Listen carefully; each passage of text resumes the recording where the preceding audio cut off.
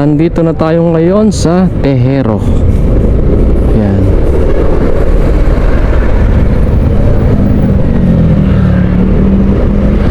Pag kumaliwa ka po dito, papunta po ito ng Tanza at Naik.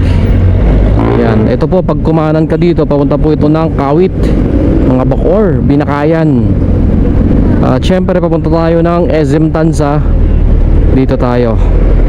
Pag dinire-diretso nyo po ito, papunta po ito ng Cavite City. Yan mga idol. Shout out sa mga pisang ko sa mga taga Cavite City. Yan sa mga tropa natin dyan. Shout out sa inyo kada Lester Kindong. Yan mga idol.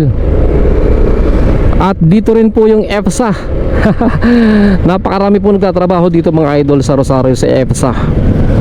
Mga kung saan nang galing ang mga empleyado rito. Ayan, Luzon, Visayas, Mindanao ang pinanggalingan ng mga empleyado ng EPSA.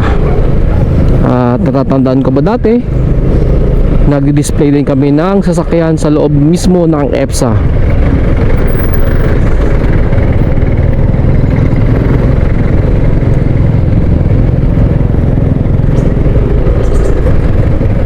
At ang traffic po dito hindi na ako bago.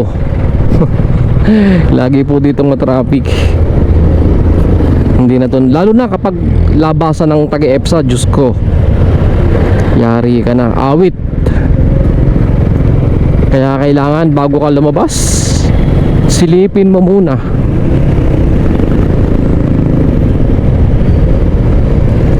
Pag inabot ka ng flow ng traffic ng labasan ng EPSA, yari.